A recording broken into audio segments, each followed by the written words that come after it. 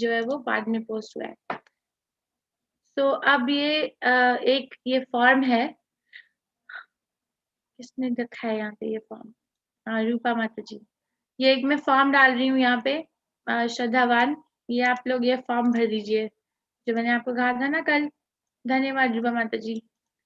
कि ये फॉर्म जो है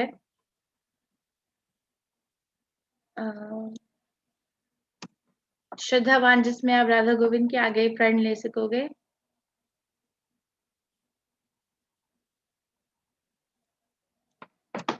ओके, रूपा माता जी आप बार बार भेजते रहना जैसे जैसे बाकी सब लोग ज्वाइन करेंगे। तो आप ही लोग ये फॉर्म भर दीजिए आज कक्षा खत्म होने से पहले। मैंने चार्ट में डाला है, कृपया करके यहाँ पे लेके ना ये भर ही दो जब तक मैं ये पूछ रही हूँ। 5 मिनट से ज्यादा नहीं लगते ये फॉर्म भरने में। ओके, ये बताओ कि अभी 8वें अध्याय का नाम क्या है? अक्षर ब्रह्म योग, भगवत प्राप्ति। अक्षर ब्रह्म योग। और 8 प्रश्न क्या है जो अर्जुन ने कृष्ण से पूछे हैं इस अध्याय में? ब्रह्म क्या है, आत्म क्या है, सकाम कर्म क्या है, भौतिक प्रकृति क्या है, देवता क्या है, अधिदेव क्या है, अधियज्ञ क्या है, भगवान के मतलब लास्ट में भगवान के पास जाने के लिए क्या करना चाहिए? 7 बता दिए, एक और। 7 बता दिए, एक और। अधिदेवता क्या है? बता दिया था आपने। अधिदेवता क्या है, अधिभूत क्या है? आदि यज्ञ हमारे हृदय में कहाँ रहते आदि हैं? यज्ञ हृदय में, हाँ, कहाँ पर रहते हैं? कहाँ धन्यवाद। रहते हैं? अगर मैं हॉस्पिटल में रहूं या मेरे घर पे कोई बीमार हो, आप क्या, ओ माय गॉड माता जी आपने क्या लिखा है? आप प्लीज अपने आप को बोल दीजिए। श्वेता झा माता जी, मुझे ना हिंदी इंग्लिश में पढ़ने में थोड़ी तकलीफ होती है। आप प्लीज बोलिए क्या लिख रहे हैं आप। हरे कृष्णा माता जी। हरे कृष्णा माता जी। माता जी ऐसा अगर हो कि मैं बीमार रहूं या मेरे घर में कोई बीमार रहे, मुझे पूरा दिन हॉस्पिटल में रहना पड़े, या ऐसा कुछ हो कि मैं किसी दिन जाप ना कर पाऊं, तो क्या ये पाप हो जाएगा या कुछ? अगर मैं देखो ऐसा संकल्प तो करती हूँ। पहली बात तो ये है कि ऐसा कभी होता नहीं है। बहुत बहुत रेयर है। मैं 19 साल से भी ऊपर हो गए मुझे 16 माला करते हुए प्रतिदिन। कभी भी ऐसा एक भी दिन ऐसा हुआ नहीं, एक भी दिन नहीं हुआ भगवान की कृपा से अब तक। पर अगर ऐसा कभी कोई स्थिति आ जाती है तो फिर आप अगले दिन या फिर जब आप ठीक हो जाओ तब तक काउंट कर लो कि कितने राउंड मिस हुए हैं और आप वो कैचअप कर सकते हो। ओके, पर ऐसा होगा नहीं। ठीक है। नहीं हो, लेकिन ये डर लगता है ना, क्योंकि संकल्प करना शुरू हो जाता है, इसलिए पूछ रही। ठीक ठीक है। हरे कृष्णा माता जी। धन्यवाद। ऐसा होता है कि जब हम कोई संकल्प करते हैं तो उसमें रिश्ते में 2 लोग होते हैं, एक आप हो और एक कृष्ण है। आप अगर संकल्प करो तो कृष्ण भी तो आपकी सहयोग करेंगे ना, आपकी सहायता करेंगे। और कृष्ण ने ये कल खुद भी कहा था 10वें अध्याय के 10वें श्लोक में, ददामि बुद्धि योगम तम येन माम उपयांति ते। जो मेरे पास आना चाहता है मैं उसको उसके हृदय में जो अंधकार है वो खुद मिटाता हूँ और उसके लिए खुद रास्ता खोलता हूँ। तो एकदम डरना नहीं चाहिए। अगर ऐसी कोई स्थिति आती है तो ऑफ कोर्स लॉजिकली स्पीकिंग तो वहां पे हम एक दिन छोड़ सकते हैं और माला जो बच्ची जो छोड़ी है उसको आगे जाके कैचअप करिए। यस माला। हरे कृष्ण माता जी। माता जी वो मैंने श्रद्धावान का फॉर्म पहले भरी थी तो उसमें तो मिल गया सर्टिफिकेट, अभी नहीं भर सकती क्या? आपने पहले प्रण ले चुके हो तो आपको दोबारा लेने की जरूरत नहीं है। हाँ वो एक पूछना चाह रही थी माता जी। हरे कृष्ण माता जी। हरे कृष्णा। ओके, ये मैं फॉर्म डाल रही हूँ, ये कृपया करके सब लोग भर दीजिए। चार्ट में फॉर्म है, ये कक्षा खत्म होने से पहले आज तो ये भर ही डालो। ओके, विश्व रूप संदर्शन योग विराट रूप, ये वाला श्लोक जो अध्याय है ना इसमें बहुत सारे श्लोक है सॉरी, और हमने स्लाइड्स में सारे श्लोक डाले भी हैं। 10वें अध्याय का सारांश कृष्ण अनजाने और सभी के स्तोत्र हैं। तो हमने पढ़ा था कि कृष्ण को कोई भी नहीं जानता, क्योंकि कृष्ण जो है वो सभी के स्तोत्र हैं। तो कृष्ण को सिर्फ कृष्ण जानते हैं, इसलिए ये अनिवार्य हो जाता है कि कृष्ण अपने बारे में खुद वर्णन करें। विशुद्ध भक्ति भगवत गीता का 8वें से 11वें अध्याय के बीच में जो हमने पढ़ा था, संबंध, अभिधेय और प्रयोजन की परिभाषा क्या होती है और कौन सा श्लोक क्या संबोधित करता है। कौन सा श्लोक संबंध के लिए है, कौन सा श्लोक अभिधेय के लिए है, कौन सा श्लोक प्रयोजन के लिए है। फिर अर्जुन ने कृष्ण के सर्वोच्च पद को स्वीकार किया और कृष्ण को उन्होंने प्रार्थना प्रस्तुत की और कृष्ण से ये अनुरोध किया कि कृपया करके आप मुझे अपनी और विभूतियों के बारे में बताएं, क्योंकि जब मैं आपकी विभूति के बारे में सुनता हूँ तो मुझे तो जो मेरी जो आसक्ति है आपके प्रति वो और बढ़ती है। मैं कल सोच रही थी कक्षा खत्म होने के बाद कि अगर कोई भक्त होता है तो वो कृष्ण की विभूतियां सुनकर गदगद हो जाता है। उसे बहुत ये लगता है कि कृष्ण कितने महान है और मैं कितने मेरे जो भगवान है वो कितने दया दया दया पूर्वक है ना। और अगर कोई अभक्त होता है और वो कृष्ण की विभूतियां सुनता है तो उसे लगता है कि कृष्ण कितने अभिमानी है। तो ये कॉन्शियसनेस भाव में फर्क आता है ना, कृष्ण भावनामृता। तो कृष्ण भावनामृता फर्क होती है। जो अगर शुद्ध भक्त होता है तो उसको अलग लगता है और जो भक्त नहीं होता है उसको अलग लगता है एक ही बात सुनने के बाद। तो आज का सारांश है, ये आसान है ये अध्याय। इसमें अर्जुन ने कृष्ण के अपने सार्वभौमिक रूप को दिखाने का अनुरोध किया। तो पहले 4 श्लोकों में अर्जुन ने कृष्ण से ये अनुरोध किया कि कृपया करके आप मुझे अपना विराट रूप दिखाएं। फिर कृष्ण ने अपने सार्वभौमिक रूप का पहले वर्णन किया, पहले उसके बारे में बताया 5 से 8वें श्लोक में। फिर और अर्जुन को ऐसे दिव्य चक्षु दिए जिससे वो विराट रूप के दर्शन कर सकें। फिर सार्वभौमिक रूप अर्जुन का विजन। तो फिर पहले बताया, उसके बाद में अर्जुन को उन्होंने दिव्य चक्षु दिए, उसके बाद में उन्होंने अपना रूप दिखाया। वो 9 से 14 के बीच में श्लोक के बीच में वो अपने रूप जो दिखाया उसका वर्णन है। फिर अर्जुन ने जब वो रूप देखा तो अर्जुन का अनुभव, उनके अनुभव के बारे में व्यासदेव ने लिखा है 15 से 31वें श्लोक में। और फिर वो अनुभव करते करते कृष्ण से पूछते हैं अर्जुन कि आप कौन है, कौन है आप। तो कृष्ण उसका उत्तर देते हैं 32 से 34वें श्लोक में। फिर अर्जुन उनको फिर से प्रार्थना करते हैं यहाँ 35 से 46 श्लोक में। फिर कृष्ण को देखने के लिए शुद्ध भक्ति की आवश्यकता होती है। अंततः कृष्ण खुद ही बताते हैं इस बारे में। अर्जुना उवाचा मदनुग्राह्य परम गुह्य आत्मा संगीतम यत्वयोक्तम वचस्तेन मोहो अयम विगतो मम। अर्जुन ने कहा, आपने जिन अत्यंत गुह्य आध्यात्मिक विषयों के बारे में विषयों का मुझे उपदेश दिया है, उसे सुनकर मेरा मोह दूर हो गया है। तो अभी तक जितने भी गुह्य आध्यात्मिक विषय के बारे में कृष्ण को जो अर्जुन ने बताया है, ज्ञान दिया है, वो अर्जुन उनको कहते हैं कि मेरा मोह दूर हो गया है। अभी क्या मोह था, अर्जुन का क्या मोह था जो कह रहे हैं कि मेरा मोह दूर हो गया? किस बात से मोहित थे, क्या मोह था? आप चैट में लिख दीजिए। अभी तो आप लोग ऑलमोस्ट ग्रेजुएट होने वाले हो भगवत गीता से। और कृपया करके ये श्रद्धावान फॉर्म भर दीजिए आज। क्या मोह था अर्जुन का? मेरी आवाज आ रही है? रूपा माता जी, हर्षिता आ रही है? ओके, धन्यवाद। धन्यवाद। अपने पूर्वजों का नाश। अर्जुन ने 5 कारण दिए थे कि मैं ये युद्ध नहीं करूंगा, तो वो मोहग्रस्त होकर ही दिए थे ना। तो वो जो 5 कारण थे वो मोह थे, मोह के अंदर थे। तो जब वो कहते हैं कि मेरा मोह दूर हो गया, इसका अर्थ होता है कि वो अब उनको अपने जो कारण दिए थे उन्होंने युद्ध ना करने के, उसका उत्तर मिल गया है। फिर अर्जुन ये कहते हैं, हे कमल नेत्रों वाले, मैंने हर जीवित इकाई की उपस्थिति और गायब होने के बारे में विस्तार से आपसे सुना है, जैसा कि आपकी अटूट महिमाओं के माध्यम से महसूस किया गया है। हरे कृष्णा। हे पुरुषोत्तम, हे परमेश्वर, यद्यपि आपको मैं अपने समक्ष आपके द्वारा वर्णित आपके वास्तविक रूप में देख रहा हूँ, किंतु मैं ये जानने का इच्छुक हूँ कि आप इस दृश्य जगत में किस प्रकार प्रविष्ट हुए हैं। मैं आपके उसी रूप का दर्शन करना चाहता हूँ। हे प्रभु, हे योगेश्वर, यदि आप सोचते हैं कि मैं आपके विश्व रूप को देखने में समर्थ हो सकता हूँ, तो कृपया करके मुझे अपना असीम विश्व रूप दिखलाइए।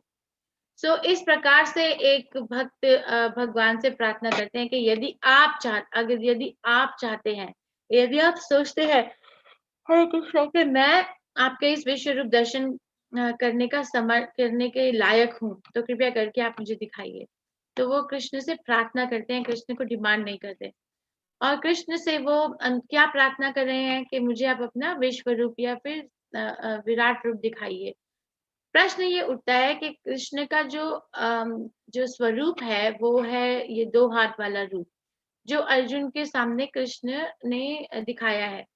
तो अगर कृष्ण अपना स्वरूप दिखा रहे हैं अर्जुन को, तो फिर अर्जुन विश्व रूप देखने के जिज्ञासु क्यों हो रहे हैं?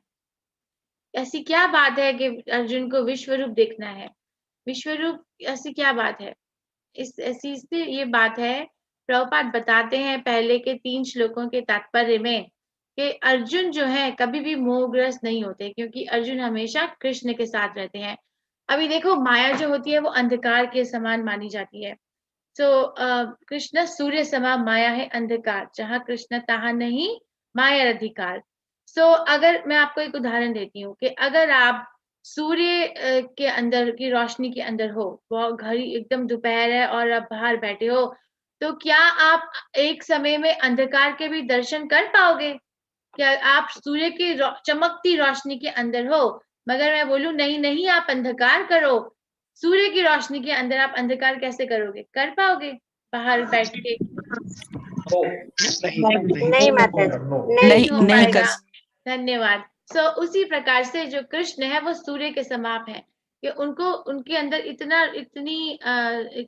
इतनी रोशनी है, इतना ज्ञान है कि वहां पे अंधकार का स्थान नहीं रह जाता। तो अगर अर्जुन कृष्ण के साथ होते हैं हमेशा, तो अर्जुन कभी भी अंधकार या मोह माया में नहीं आते। अर्जुन कृष्ण के शुद्ध भक्त हैं, मगर वो फिर भी कृष्ण से ये अनुरोध करते हैं कि आप अपना विराट रूप के दर्शन मुझे कराइए। तो क्यों करते हैं ऐसा? तो प्रभुपाद समझाते हैं तात्पर्य में, इसलिए करते हैं क्योंकि कृष्ण जो भगवान है, वो अर्जुन खुद चाहते हैं कि कृष्ण अपने आप ये सबको बताएं कि मैं भगवान हूँ। क्योंकि जब कृष्ण बात करते हैं तो फिर हम हर जगह पे एक भाग्यशाली वातावरण फैल जाता है। और एक और है कि अगर आगे चल के कोई व्यक्ति कहता है कि मैं भगवान हूँ, जैसे आजकल कलयुग में हर रोज हम सुनते हैं कि कितने लोग खड़े हो जाते हैं कि हम भगवान है, हम भगवान है। चलो ठीक है, भगवान है, मगर अगर आप भगवान है तो भगवान बनने का एक क्राइटेरिया है, वो है कि विश्व रूप होता है भगवान के अंदर। अब आप भगवान का विश्व रूप दिखाइए, अगर आप दिखाएंगे तो हम मान जाएंगे कि आप भगवान है। तो ये एक क्राइटेरिया सेट किया अर्जुन ने कृष्ण के द्वारा कि अगर कल को आके कोई छल कपट व्यक्ति बोले कि मैं भगवान हूं, तो उनसे पूछिए कि आप भगवान है तो विश्व रूप दिखाइए। जैसे अर्जुन भी तो कृष्ण से पूछ रहे हैं ना। अगर वो नहीं दिखा पाए तो वो कोई भगवान नहीं है, मोहग्रस्त एक बहुत तुच्छ प्राणी है, उसे एकदम से छोड़ देना चाहिए।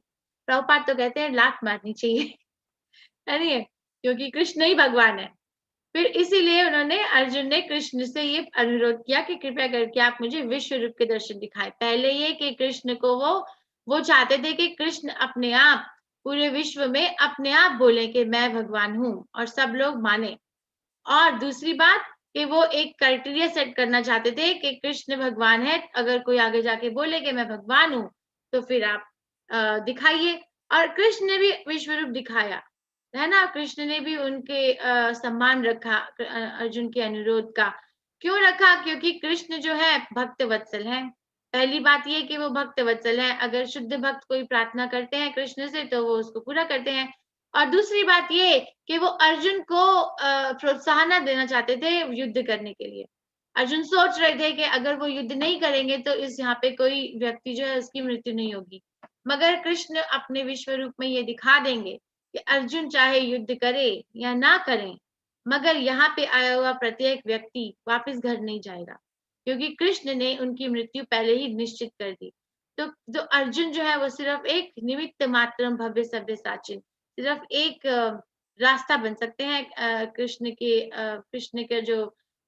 का जो डिसीजन है, कृष्ण का जो वो है, जो कृष्ण ने निश्चित किया है उसको उस कार्य को करने के लिए।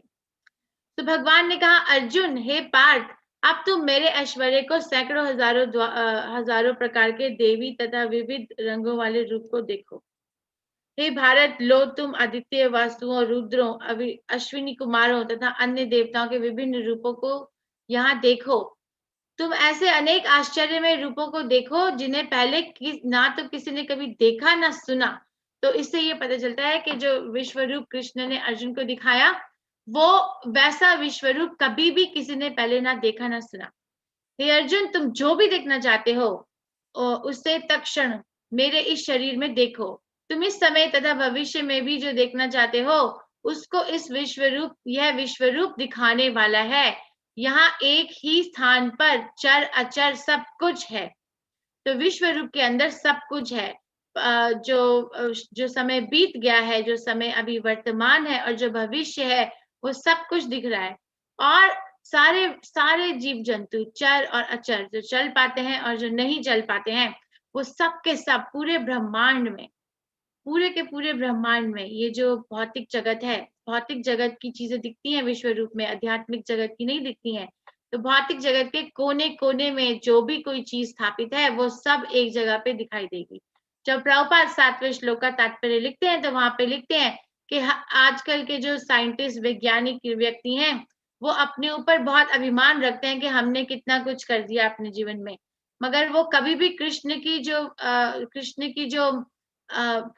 शक्ति है उसको कभी पार नहीं कर सकते। वो कभी ऐसा कोई चीज नहीं बना सकते जिसमें एक समय पे पूरे ब्रह्मांड में, पूरे भौतिक जगत में जो कुछ भी है, वो सब एक ही जगह पे स्थापित हुआ नजर आए।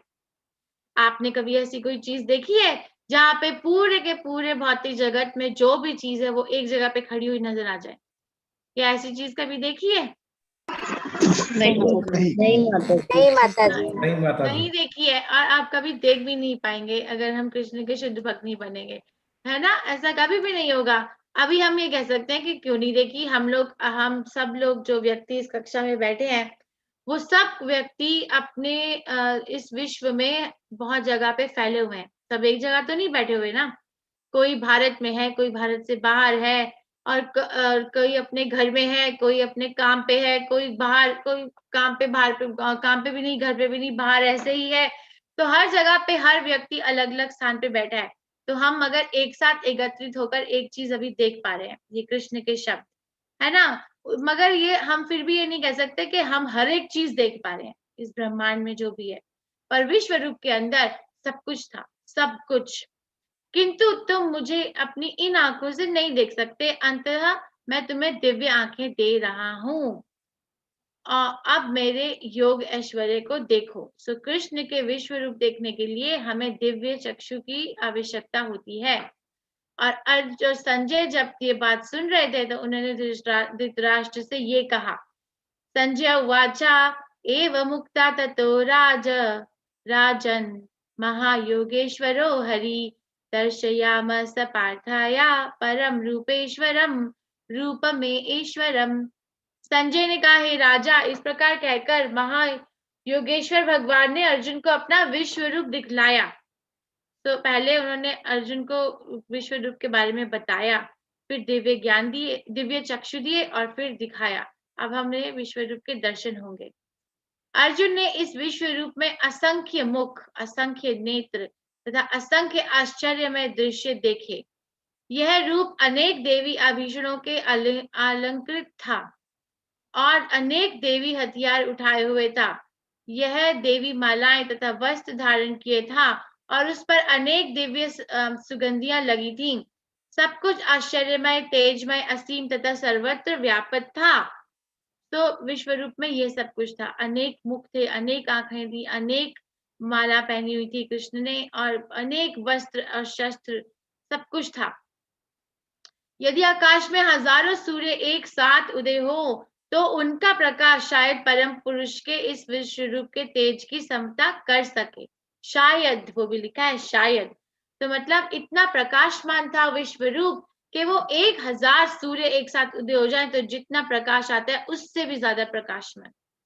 एक सूरज हमारे आकाश में उगता है हर रोज, है ना? तो उसको देखने में ही कितना हमें वो होता है, उसको देखने में ही कितनी हमें कठिनाई होती है। एकदम सीधा आंख डाल के सूरज को देख नहीं पाते क्योंकि बहुत रोशनी का प्रकाश होता है।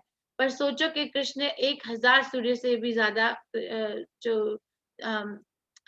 1000 सूर्य से भी ज्यादा प्रकाशजनक कृष्ण का ये विराट रूप था।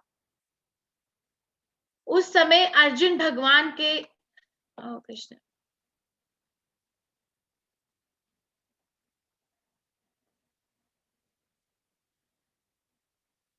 उस समय अर्जुन भगवान के विश्व रूप में एक ही स्थान पर स्थित हजारों भागों में विभक्त ब्रह्मांड के अनंत अंशों को देख सके। तो ये मैं बता चुकी हूँ ना कि हर जगह पे कोने कोने में जो ब्रह्मांड है उसकी जो उसके अंदर जो जो चीजें हैं, जो व्यक्ति हैं, वो सब फैले हुए हैं, पर कृष्ण ने सबको एकाग्रित करके अपने एक विश्व रूप में दिखाया। तो अगर कोई बोले कि मैं भगवान हूँ तो उन्हें बोलिए कि ये विश्व रूप दिखाइए और विश्व रूप के अंदर ये सब चीजें नजर आनी चाहिए। ओके, ये टेस्ट करना चाहिए। तब मोहग्रस्त एवं आश्चर्यचकित रोमांचित हुए अर्जुन ने प्रमाण करने के लिए मस्तक झुकाया और हाथ जोड़कर भगवान से प्रार्थना करने लगे। तो जब भी भक्त को कुछ अचंभी चीज नजर आती है या फिर कोई मुसीबत लगती है अपने जीवन काल में, तो वो हमेशा कृष्ण के पास जाते हैं। ये हमने बहुत बार 10वें स्कंद श्रीमद् भागवत में भी देखा है ना कि अगर कोई जो कृष्ण के इतने सारे मित्र थे जिनके साथ कृष्ण रोज क्रीड़ा करने के लिए वृंदावन के जंगलों में जाते थे, है ना? तो वहां पर क्या होता था कि कोई भी राक्षस आते थे, जैसे बकासुर, अघासुर और वृत्सासुर, तो कोई भी राक्षस आते थे तो कृष्ण के जो मित्र होते थे वो बोलते थे कृष्ण, और कृष्ण बोलते थे हाँ बोलो कृष्ण हमारी रक्षा करें, और कृष्ण रक्षा करने के लिए तैयार। बस इतना ही, ना उनको कोई डर, ना उनको कोई इधर उधर भागना, बस एक बार कृष्ण। ये बात मुझे आश्चर्यजनक बात लगती है जब भी मैं पढ़ती हूँ इस बारे में, कि ऐसे कैसे हो सकता है कि सिर्फ एक बोलो कृष्ण और कृष्ण तैयार, तो राक्षस को मार दिया, और उस मारने के बाद फिर सारे जो बच्चे थे और कृष्ण थे वो सब लोग फिर से मजा करने लग गए जैसे कुछ हुआ ही नहीं। हमारे जीवन में अगर कोई ऐसी ऐसी हम देखें कि इन आतंकवादियों को मार दिया, इसको मार दिया, तो पूरा दिन न्यूज चैनल के ऊपर इसी बारे में न्यूज आती रहती है। पूरा दिन हमारा जो समाधि होती है वो इसी इसी बात पे होती है कि आज इसको मार दिया तो उसको मार दिया, है ना? मगर यहाँ पे हम पढ़ते हैं कि कृष्ण ने इतने बड़े बड़े राक्षसों का वध कर दिया, और कृष्ण और किसकी प्रार्थना पे किया? अपने मित्रों की प्रार्थना, गोप जो थे वृंदावन के, उनकी प्रार्थना पे किया और उनको मार दिया, फेंक दिया। उसके बाद में वो फिर खेलने लगे और प्रसाद सारे लोग खाने लग गए और मंदिर और जंगल में इधर उधर क्रीड़ा करने लग गए। तो अभी यहाँ पे क्या है कि मुझे एक बात बोलने में बहुत मजा आता है इस श्लोक में, कि बहुत व्यक्ति इस संसार में ये सोचते हैं कि कृष्ण भावनामृत में जाने से क्या होता है कि हम अपनी जो हमारी जो इच्छाएं होती हैं, हमारी जो फीलिंग्स होती हैं, हम उनको हम हमें उन्हें छोड़ना पड़ता है। ये बहुत बड़ी जो है ना गलत बात पूरे विश्व में फैली हुई है एक आध्यात्मिक ज्ञान के लिए।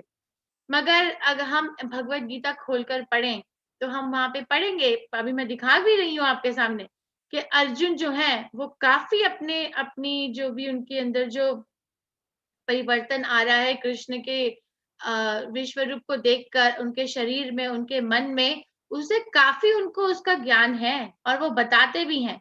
और यहाँ पे व्यासदेव भी लिखते हैं कि जो अर्जुन थे मोहग्रस्त और आश्चर्यचकित रोमांचित हुए अर्जुन ने प्रणाम किया।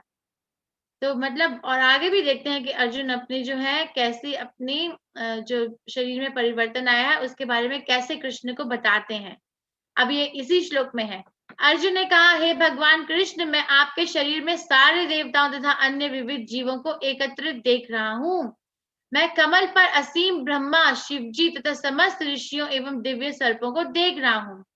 हे विश्वेश्वर, हे विश्वरूप, मैं आपके शरीर में अनेकानेक हाथ, पेट, मुंह तथा आंखें देख रहा हूँ, जो सर्वत्र फैले हैं और जिनका अंत नहीं है। आप में न अंत दिखता है, न मध्य, न आदि। आपके रूप को उसके चकाचौंध के कारण देख पाना कठिन है, क्योंकि यह प्रज्वलित अग्नि की भांति अथवा सूर्य के अपार प्रकाश की भांति चारों ओर फैल रहा है।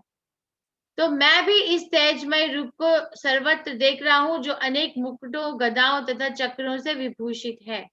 तो ये है डायमेंशंस, जैसे होता है ना, किसी का शरीर, आपका वजन क्या है, आपकी लंबाई कितनी है, चौड़ाई कितनी है, आपकी ऐसे हम अपने जो शरीर है, जो हमें शरीर मिला हुआ है, आत्मा जो हमारी शरीर के अंदर बैठी है, वो सीमित होता है। वो बता सकते हैं हम कि इतना इतना इतने हमारी लंबाई है, इतनी चौड़ाई है, इतनी वजन है, इतना ये है, ठीक है, और इतनी हम जगह लेंगे। मगर कृष्ण का जो विश्व रूप था, उसकी कोई सीमा ही नहीं।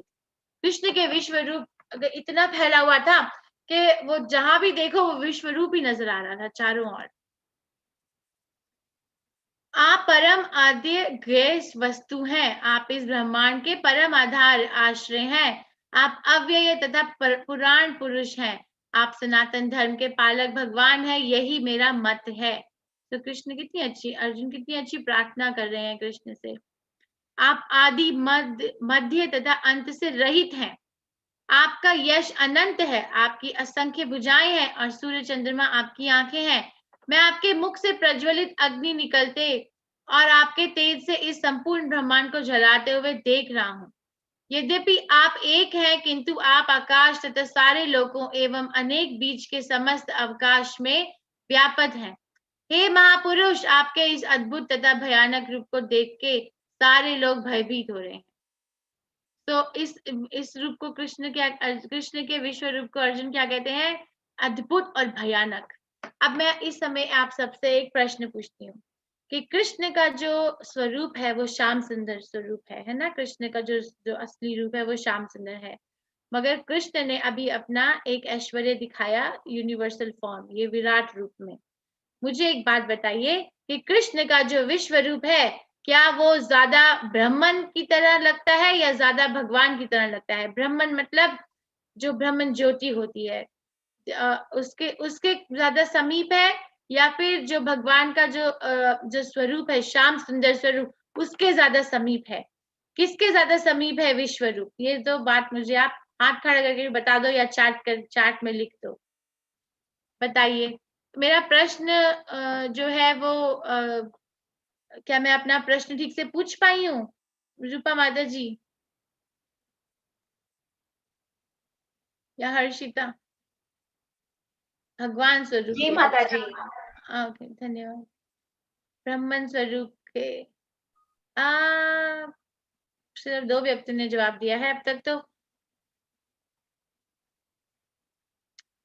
ब्रह्मन स्वरूप के, ओके, मधु आस्था चोपड़ा माता जी,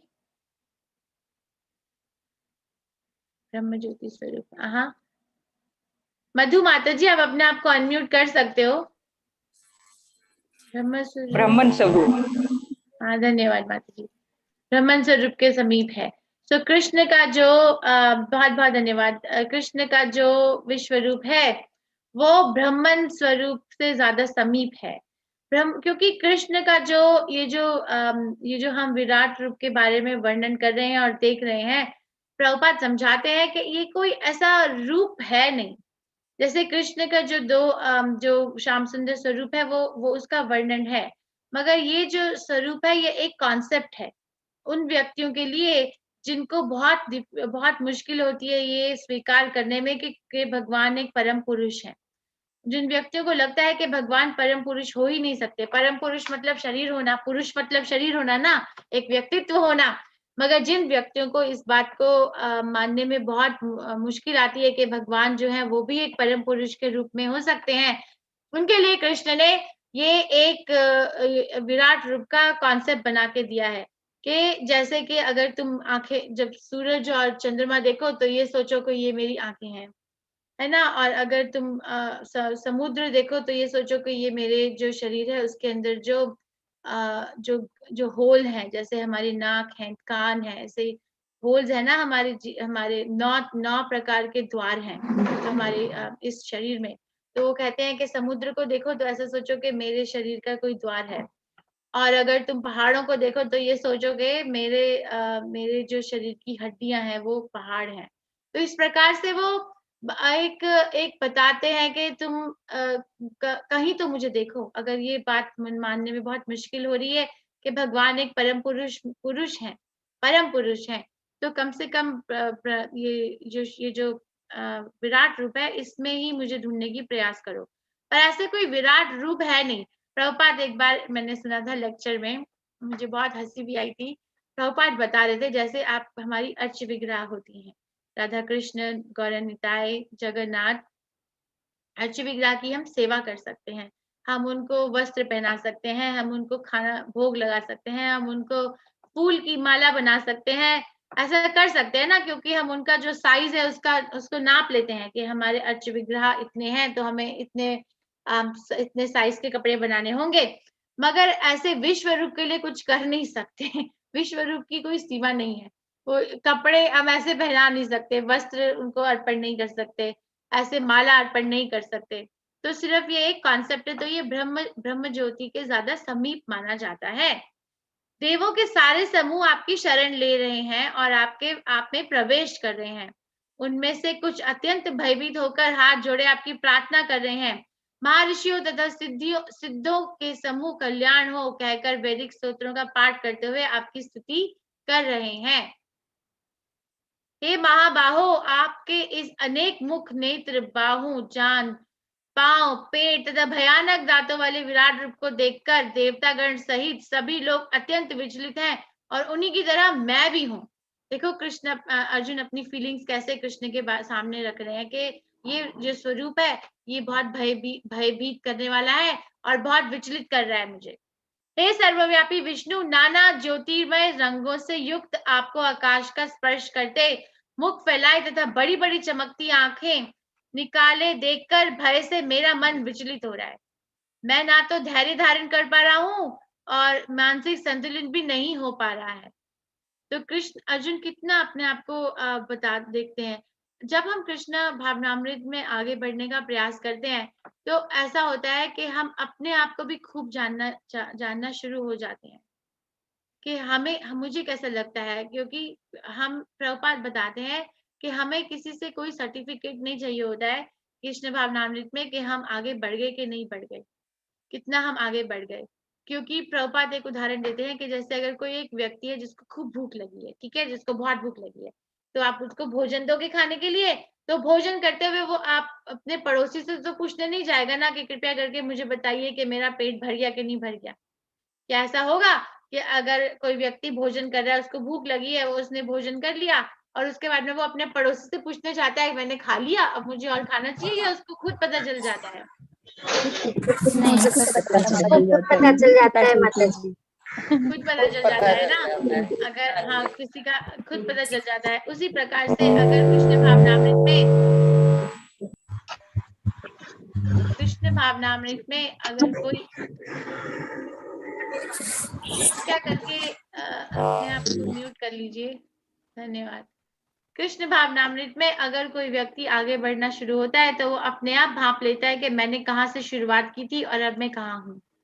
वो पता चल जाता है कि मैंने क्या किया अपने जीवन में जब मैं कृष्ण भावनामृत में नहीं था। पूरे जीवन काल में क्या क्या मैंने अपना समय बर्बाद किया, क्या क्या ऐसी क्रियाएं की, और अब जो है अब मैं कैसा हूँ। ये बात मुझे बहुत भक्त जो ये कक्षा में आते हैं वो भी बताते हैं कि कृष्ण के बारे में सुनने से जो हमारा जो मानसिक संतुलन है, जो हमारे अंदर संतुष्टि है, वो बहुत बढ़ जाती है। पहले उसका मतलब पहले नहीं थी ना, इसीलिए बढ़ गई, तो अपने आप भांप लिया उन्होंने। इसी प्रकार से हम भी अपने आप को देख पाते हैं कि हम कहाँ तक पहुंचे। और जब हम अपने आप को देखते हैं तो हम अपनी जो फीलिंग्स होती हैं उनको भी भांप पाते हैं। जैसे इस समय अर्जुन अपने शरीर में, अपने मन में जो परिवर्तन आ रहा है वो कृष्ण के सामने वर्णन कर रहे हैं ना कि मैं भी विचलित हो रहा हूँ ये सब कुछ देखकर। धृतराष्ट्र के सारे पुत्र आप अपने समस्त सहायक कार्यों सहित तथा भीष्म, द्रोण, कर्ण एवं हमारे प्रमुख योद्धा भी आपके विकराल मुख में प्रवेश कर रहे हैं। उनमें से कुछ के शरीर को तो मैं आपके दांतों के बीच चूर्णित हुआ देख रहा हूं। तो अर्जुन ने सबको देखा कृष्ण के मुंह के अंदर जाते हुए, मतलब उनकी मृत्यु होते हुए। जिस प्रकार नदियों के अनेक तरंगे समुद्र में प्रवेश करती हैं, उसी प्रकार ये समस्त महान योद्धा भी आपके प्रज्वलित मुखों में प्रवेश कर रहे हैं। चाहे कोई कितना भी महान हो जाए, मगर कृष्ण के आगे जाके वो कुछ नहीं होता, कुछ भी नहीं। जैसे सूरज को दिया दिखाओ, उससे क्या फर्क पड़ेगा? दिए की जो ज्योति है वो कितनी होगी, मगर सूर्य की ज्योति कितनी बड़ी होती है। तो उसी प्रकार से ये जो इतने महान, और हम अपने आप को बहुत महान समझते हैं, या जो भी और महान नजर आता है, शुद्ध भक्त की बात नहीं कर रही मैं। जैसे ये हम बोलें कि ये बहुत बड़े क्षत्रिय हैं, महारथी हैं, हजारों हाथियों की ताकत रखते हैं, मगर कृष्ण के आगे जाके एकदम फुस हो जाते हैं, कुछ भी नहीं होते। फिर अर्जुन ने ये रूप देखकर कृष्ण से एक प्रश्न पूछा कि आप कौन हैं, क्योंकि अर्जुन पहचान नहीं पा रहे थे। तो भगवान ने उसका उत्तर दिया। भगवान ने कहा, समस्त जगतों को विनिष्ट करने वाला काल मैं हूं, और मैं यहाँ समस्त लोगों का विनाश करने के लिए आया हूं। तुम्हारे पांडवों के सिवा दोनों पक्षों में के सिरे योद्धा मारे जाएंगे।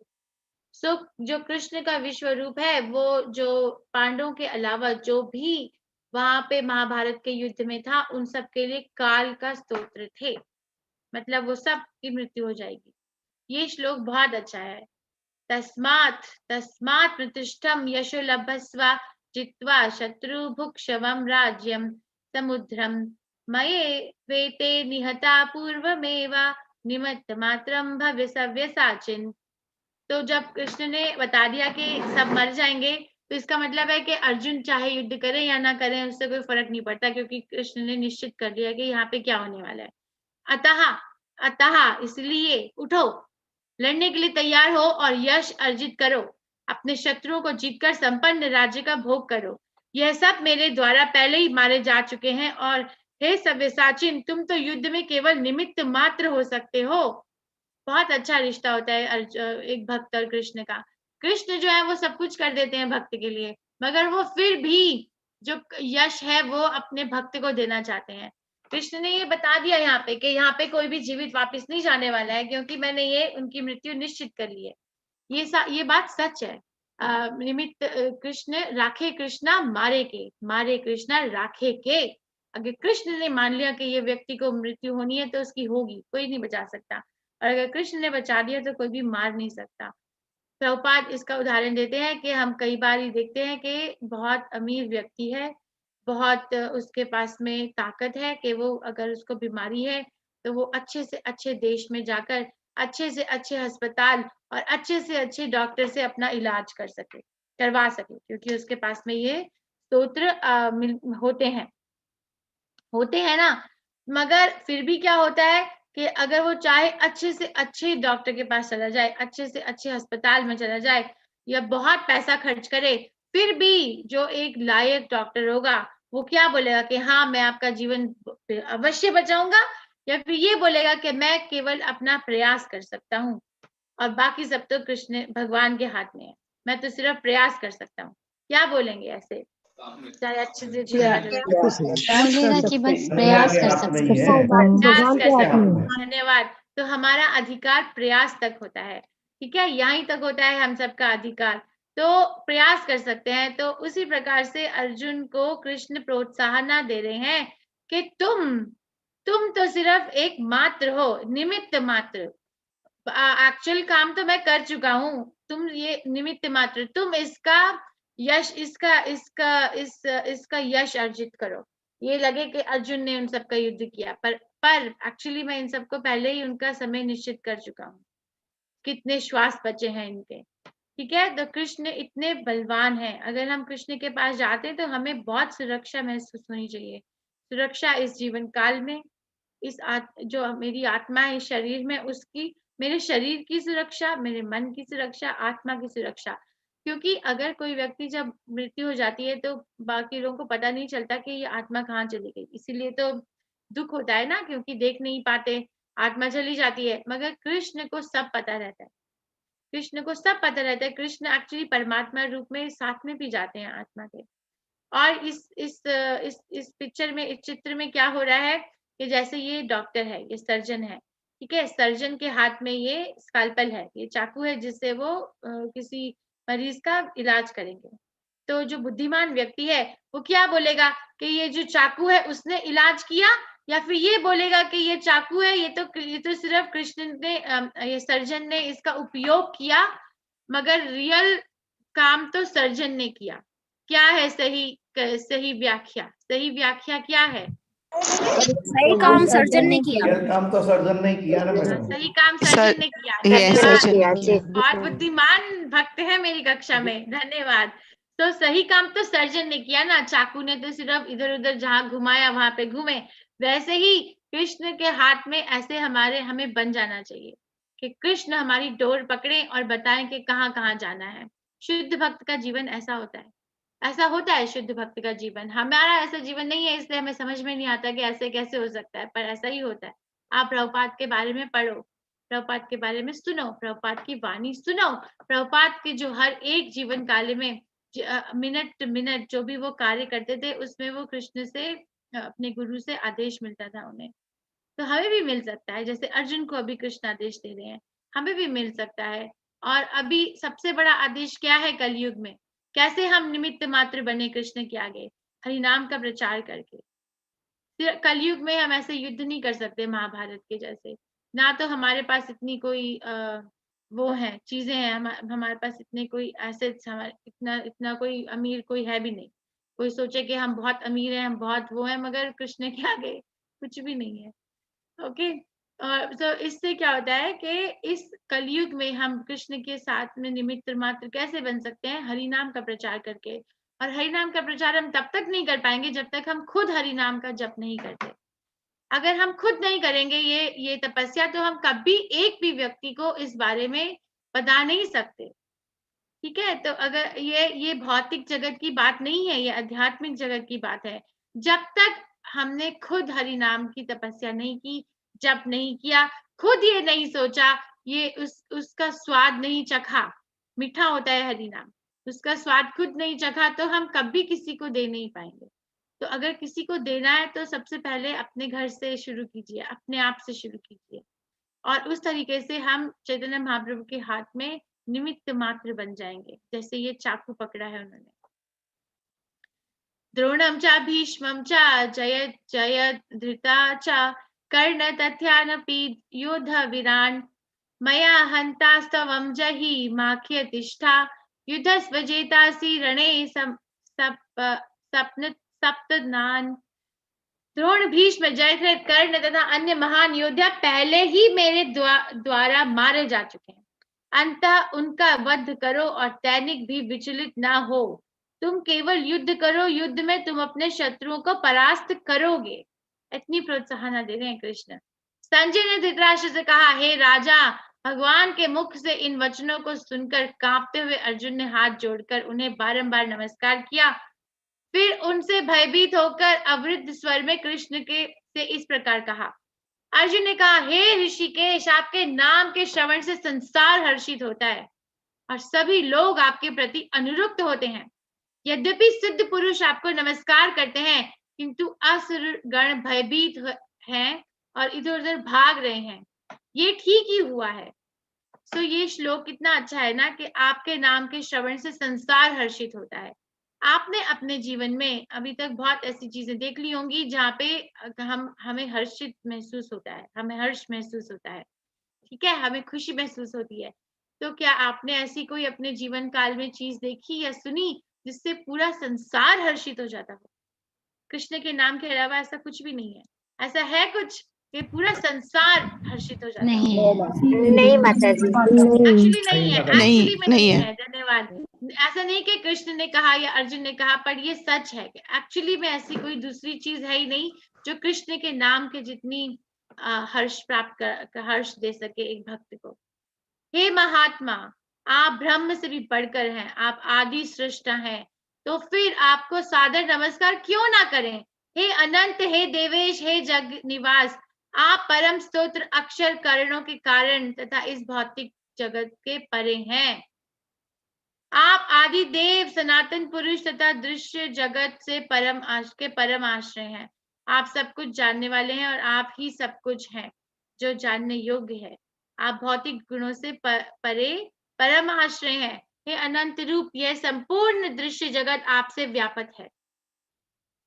आपको अपना मित्र बताते हुए मैंने हठ पूर्वक आपको हे कृष्ण, हे यादव, हे सखा जैसे संबोधनों से पुकारा है, क्योंकि मैं आपकी महिमा को नहीं जानता था। मैंने मूर्खतावश या प्रेमवश जो कुछ भी किया है, कृपया करके मुझे क्षमा कर दीजिए। यही नहीं, मैंने कई बार आराम करते हुए, एक साथ लेटे हुए तथा साथ साथ खाते हुए या बैठे हुए, कभी अकेले तो कभी अनेक मित्रों के समेत आपका अनादर किया है। हे अच्युत, मेरे इन समस्त अपराधों को क्षमा करें। तो यहाँ पे ना क्या होता है कि कृष्ण, अर्जुन का भाव कृष्ण की तरफ साख्य भाव है।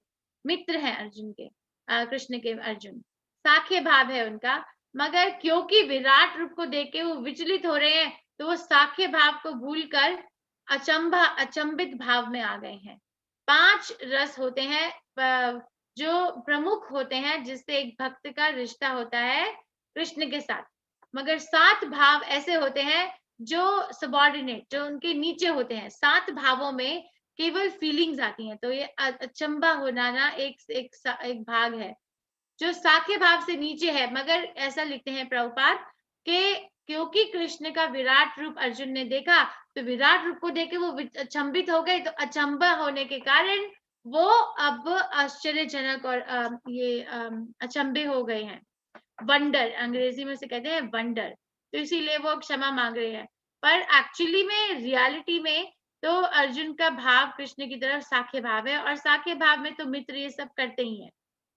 पहले कभी ना देखे गए आपके विराट रूप का दर्शन करके मैं पुलकित हो रहा हूँ, किंतु साथ ही मेरा मन भयभीत हो रहा है। अतः आप मुझ पर कृपा करें और हे देवेश, हे जननिवास, आप अपना पुरुषोत्तम भगवत स्वरूप पुनः दिखाएं। तो अर्जुन ने कितने सत्य वचन कृष्ण के सामने बोले कि मेरा मन जो है वो विचलित हो रहा है, मेरे मन में कोई शांति नहीं आ रही। जैसे कृष्ण के श्याम सुंदर रूप को देख के शांति महसूस होती है, एक भक्त को ठंडा लगता है। राधा रानी को देख के फूलों से सजे हुए ऐसे ऐसे देखने, कुछ भी मन में कितना भी विचलित हो मन, मगर अगर अर्च विग्रह के दर्शन किए जाए तो मन शांत हो जाता है। प्रभुपाद कहते हैं कि अगर कोई व्यक्ति का मन बहुत विचलित है, हरे कृष्ण महामंत्र का जाप भी नहीं कर पा रहा, इतना परेशान है वो व्यक्ति, तो उस व्यक्ति को केवल मंदिर में जाकर राधा कृष्ण के सामने जाके बैठ जाना चाहिए और बस देखते रहना चाहिए राधा कृष्ण को। बस वो देखते ही रहना चाहिए अर्च विग्रह को, और उनको देखने मात्र से ही उनके मन में शांति आ जाएगी। तो इतना शांतिदेय होता है अर्च विग्रह। मगर विराट रूप जो है उससे तो बड़ी अशांति आ रही है। कृष्ण के अर्जुन के मन भयभीत हो रहे हैं और वो पुनः प्रार्थना कर रहे हैं कि अब आप मुझे वापस से अपना स्वरूप दिखाइए। हे विराट रूप, हे सहस्त्र भुज भगवान, मैं आपके मुकुटधारी चतुर्भुज रूप को दर्शन करना चाहता हूँ, जिसमें आप अपने चारों हाथों में शंख, चक्र, गदा तथा पद्म धारण किए हुए हैं। मैं इसी रूप को देखने की इच्छा करता हूँ। हे कुरुश्रेष्ठ, तुमसे पूर्व मेरे इस विश्व रूप को किसी ने नहीं देखा, क्योंकि मैं तो ना वैद्य ध्यान के द्वारा, ना यज्ञ, दान, पुण्य या कठिन तपस्याओं के द्वारा इस रूप में, इस संसार में देखा जा सकता हूँ। तो कृष्ण बता रहे हैं कि किस प्रकार से कृष्ण को प्राप्त किया जा सकता है। कोई व्यक्ति सोचते हैं कि हम बहुत ज्ञानी बन जाएंगे, कोई व्यक्ति सोचते हैं कि हम बहुत दानी बन जाएंगे, कोई व्यक्ति सोचते हैं कि हम बहुत पुण्य कर्म करेंगे, कोई व्यक्ति सोचते हैं कि हम बहुत कठिन तपस्याएं करेंगे, या कोई व्यक्ति सोचते हैं कि हम बहुत वेदों का अध्ययन करेंगे। मगर कृष्ण कहते हैं इन सब चीजों से भी मैं नहीं मिलूंगा। ये खुद कह रहे हैं। ये तो कैसे मिलेंगे? तुम मेरे भयानक रूप को देखकर अत्यंत विचलित एवं मोहित हो गए हो। अब इससे समाप्त करता हूँ। हे मेरे भक्त, तुम समस्त चिंताओं से पुनः मुक्त हो जाओ। तुम शांत चित्त से अब अपना इच्छित रूप देख सकते हो। तो अर्जुन ने कृष्ण से प्रार्थना की ना कि 4 भुजाओं वाला रूप दिखाए, नारायण रूप, जिसमें शंख, चक्र और गदा और पद्म पकड़े हैं। तो अर्जुन को कृष्ण ने ऐसा रूप दिखाया। ये रूप का वर्णन श्रीमद् भागवतम में कई जगह है। कृष्ण ने अपने नारायण रूप के दर्शन श्रीमद् भागवतम में बहुत जगह कराए हैं और व्यास देव ने बहुत विस्तार से इसका वर्णन भी किया है। ध्रुव महाराज को जब भगवान ने दर्शन किए तो वहां पे इसका वर्णन है। चित्रकेतु को जब भगवान ने दर्शन दिए तो वहां पे उसका वर्णन है। भगवान शिव जब कृष्ण के बारे में जब प्रचार करते हैं तो वो वर्णन करते हैं इस रूप का। तो ऐसे बहुत जगह कृष्ण के 4 रूप का वर्णन है, क्या रंग है, क्या कपड़े पहने हैं। और हम चरण कमल से शुरू होते हैं, फिर उनके घुटनों तक जाते हैं, फिर उनकी कमर तक जाते हैं, फिर उनकी छाती तक जाते हैं, फिर उनकी जो हास्य होता है, स्माइल होती है, उसको बताते हैं, फिर उनकी आंखें, फिर उनका माथा, फिर उनका मुकुट, फिर उनके हाथ, ये सब चीजें। इसलिए श्रीमद् भागवतम प्रतिदिन पढ़नी चाहिए। श्रीमद् भागवतम अगर कोई व्यक्ति नहीं पढ़ता है तो अपने जीवन में बहुत कुछ मिस कर रहा है। संजय ने धृतराष्ट्र से कहा, अर्जुन के इस प्रकार कहने के बाद भगवान कृष्ण ने अपना असली चतुर्भुज रूप प्रकट किया और अंत में 2 भुजाओं वाला रूप प्रदर्शित करके भयभीत अर्जुन को धैर्य बधाया। तो एक ही जगह पे वही रथ में उन्होंने विश्व रूप दिखाया, फिर विश्व रूप को खत्म करके चतुर्भुज रूप दिखाया, फिर चतुर्भुज रूप के बाद में जो 2 भुजाएं हैं वो वाला रूप दिखाया। एक ही जगह पे, ये नहीं कि बार बार जाके कॉस्ट्यूम चेंज, कपड़े बदल रहे हैं, जैसे कि कोई नाट्य करने वाला कोई एक्टर हो, ऐसा नहीं। वहीं पे जब अर्जुन ने कृष्ण को उनके आदि रूप में देखा तो कहा, हे जनार्दन, आपके इस अति सुंदर मानवीय रूप को देखकर अब मैं स्थिरचित हूँ और मैंने अपनी प्राकृत अवस्था प्राप्त कर ली है। श्री भगवान ने कहा, हे अर्जुन, तुम मेरे जिस रूप को इस समय देख रहे हो उसे देख पाना अत्यंत दुष्कर है। यहाँ तक कि देवता भी इस अत्यंत प्रिय रूप को नहीं देख पाते। ये बात हम भागवत में 10वें स्कंद में जब देवकी माता के शरीर में कृष्ण उपस्थित थे उनके गर्भ में, तो हम ये पढ़ते हैं कि बहुत सारे देवी देवता प्रतिदिन आते थे देवकी माता के दर्शन करने, ये देखने के कृष्ण शायद अपना रूप दिखा दें, अपना ये जो श्याम सुंदर रूप है वो दिखा दें। तो भगवान शिव आते थे, ब्रह्मा आते थे और भी बहुत अन्य देवी देवता आते थे देवकी माता के दर्शन करने के लिए जब वो गर्भवती से थी कृष्ण के साथ, मगर कृष्ण ने नहीं दिखाया। तो इसीलिए यहाँ पे कृष्ण कहते हैं कि ये रूप देखने के लिए देवी देवता भी खूब प्रयास करते हैं पर उनको नहीं नजर आता। तो ये रूप कैसे देख पाते हैं, मैंने अभी थोड़ी देर पहले ये प्रश्न किया था, तो कृष्ण उसका उत्तर स्वयं देते हैं।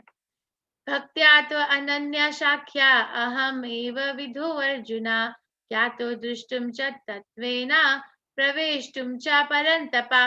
हे अर्जुन, केवल अनन्य भक्ति द्वारा मुझे इस रूप में समझा जा सकता है जिस रूप में मैं तुम्हारे समक्ष खड़ा हूँ, और इसी प्रकार मेरा साक्षात दर्शन भी किया जा सकता है। केवल इसी विधि से तुम मेरे ज्ञान के रहस्य को पा सकते हो। तो केवल अनन्य भक्ति द्वारा, केवल अनन्य भक्ति, अनन्य शाख्या, केवल अनन्य भक्ति। अनन्य भक्ति का अर्थ होता है कि उस भक्ति के अंदर कोई अन्य कारण नहीं हो, कोई अनन्य नहीं हो, सिर्फ एक ही कारण हो कि कृष्ण की संतुष्टि कैसे की जाए। ये नहीं कि मैं जाऊं कृष्ण के पास ताकि मेरी भौतिक जगत की जो कोई मेरी समस्या है वो सॉल्व हो जाए। वो भी भक्ति है, मैं ये नहीं कह रही कि वो भक्ति नहीं है, उसके लिए भी कृष्ण के पास जाओ तो कृष्ण उस व्यक्ति को भी महात्मा कहते हैं, मगर वो भक्ति अनन्य नहीं है, वो भक्ति मिश्र भक्ति है, वो मिली हुई है। तो अनन्य भक्ति वो होती है जिसमें और कोई अन्य कारण नहीं होता है कृष्ण के पास जाने का, सिर्फ एक ही कारण होता है कि कृष्ण, मैं आपकी सेवा किस प्रकार करूं, मुझे कुछ नहीं चाहिए, मैं आपकी सेवा कैसे प्रकार करूं। इसमें एक कहानी बताती हूँ मैं। एक बार क्या हुआ कि नारद मुनि ने कृष्ण से ये प्रश्न किया कि आपके जो है सबसे सर्वोच्च जो भक्त हैं वो कौन है। वो ब्राह्मण है जो अपना जीवन काल दे देते हैं आपके बारे में ज्ञान प्राप्त करने से और अर्च विग्रह की सेवा करने से, नाना प्रकार की विधियों का पालन करने से। क्या वो ब्राह्मण आपके जो शुद्ध भक्त हैं, या फिर वो गोपियां जो ग्वालिने हैं, जो गाय का दूध निकालती हैं, जिनको ना तो कोई वेदों का अध्ययन आता है, ना ही वो कोई ऐसी तपस्याएं करने में शील है। तो कौन है आपके उच्च भक्त? तो कृष्ण ने कहा तुम खुद ही पता करो।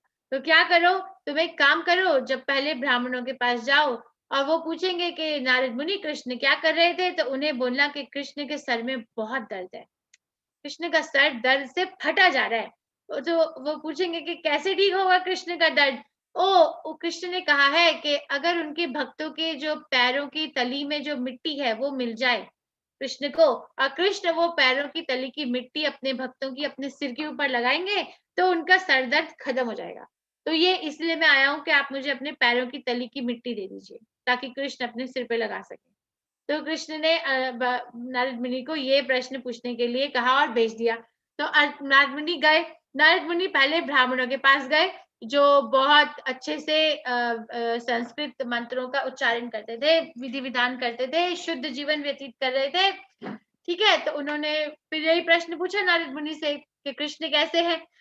तो नारद मुनि ने बताया कि कृष्ण के सिर में बहुत दर्द है, बहुत दर्द है कृष्ण के सर में। तो उन्होंने कहा कि हम क्या करें, कैसे कृष्ण का सर दर्द ठीक होगा। तो नारद मुनि ने कहा कि कृष्ण ने कहा है कि जो उनके भक्त हैं उनकी पैर की तली में जो मिट्टी है वो दे दो, वो मिट्टी लेके मैं जाऊंगा और कृष्ण अपने सिर के ऊपर लगाएंगे तो उनका सर दर्द ठीक हो जाएगा। तो आप आपके पैरों में जो मिट्टी लगी है ना वो दे दो मुझे। तो सारे ब्राह्मण कहे नारायण नारायण, नारद मुनि ने ये कैसी बात कर दी। नारद मुनि क्या मेरा हमारा तो धर्म भ्रष्ट हो जाएगा। हम अर्च विग्रह की सेवा करते हैं और अपने आप को शरीर को साफ करके मंदिर के अंदर घुसते हैं, और अर्च विग्रह के ऊपर हम मिट्टी लगा दें अपने पैरों की निकली हुई मिट्टी। ये तो पाप है, घोर पाप है, ये तो नहीं होगा। नहीं नहीं, ये नारद मुनि आपको जरूर कोई गलती हुई है, आप प्लीज दोबारा से चेक कीजिए। चलो ठीक है, ओके। उनका वो पाप के नरक के द्वार उनके लिए खुल जाएंगे ब्राह्मणों के लिए, तो ये सोच के उन्होंने ये नहीं दिया। फिर नारद मुनि गोपियों के पास गए और गोपियों ने भी यही पूछा कि कृष्ण कैसे हैं। तो उन्होंने बताया कि कृष्ण जो है वो कृष्ण जो है वो सर में दर्द है, तो इस प्रकार से कृष्ण के सर का दर्द ठीक होगा कि तुम्हारे पैरों में जो मिट्टी है वो दे दो, वो मिट्टी मैं लेके जाऊंगा, कृष्ण अपने सिर पे लगाएंगे, कृष्ण का सर दर्द दूर हो जाएगा। तो गोपियों ने जब ये बात सुनी तो थोड़ी सी गोपियां थी जिन्होंने बात सुनी, तो उन्होंने ना फटाफट बाकी सारी गोपियों को वृंदावन से बुला लिया, फटाफट सबको बुला लिया। क्या हुआ, कृष्ण के सर में दर्द हो रहा है, वो पैरों की मिट्टी चाहिए, चलो जल्दी जल्दी मिट्टी दो। नारद मुनि के कृष्ण के सर में दर्द है, मिट्टी दो। नारद मुनि लेके जाएंगे और कृष्ण अपने सिर पे लगाएंगे, तो ही कृष्ण का सर दर्द दूर होगा। तो सारी गोपियां अपने पैरों की मिट्टी झाड़ के देने लगी नारद मुनि को कपड़े में बांध के। तो नारद मुनि ने कहा कि आपको ऐसा नहीं लगता कि आप थोड़ा पाप कर्म कर रहे हो कि कृष्ण के सिर पे आप अपने पैरों से उतरी हुई मिट्टी दोगे? तो ये पाप कर्म नहीं हुआ कि भगवान के सिर पे आपके पैरों की मिट्टी लगे? तो गोपियों ने कहा नारद मुनि आप इतनी बड़ी बड़ी बातें मत कीजिए, हमें इतनी बड़ी बातें समझ में नहीं आती हैं, हमें सिर्फ इतना पता है कि कृष्ण का सर का दर्द ठीक कैसे होगा। उसके लिए अगर हमें पाप कर्म करने पड़े या पुण्य कर्म करने पड़े या नरक में जाना पड़े या स्वर्ग में जाना पड़े, उससे कोई फर्क नहीं पड़ता। फर्क इस बात से पड़ता है कि कृष्ण का सर दर्द ठीक कैसे होगा। तो ये एक उदाहरण है अनन्य भक्ति का। ऐसी भक्ति होना बहुत मुश्किल होता है, मगर हमारा ये उद्देश्य हो सकता है हमारे जीवन का। ओके, सो मत कर्मा कृण मत परमो मद भक्ता संग वर्जिता निवेरा सर्वभूतेषु यह स माम इति पांडवा। हे अर्जुन, जो व्यक्ति सकाम कर्मों तथा मनोधर्म से कर्ममश से मुक्त होकर मेरी शुद्ध भक्ति में तत्पर रहता है, जो मेरे लिए ही कर्म करता है और जो मुझे ही जीवन लक्ष्य समझता है और जो प्रत्येक जीव से मैत्री भाव करता है, वह निश्चय ही मुझे प्राप्त हो जाता है।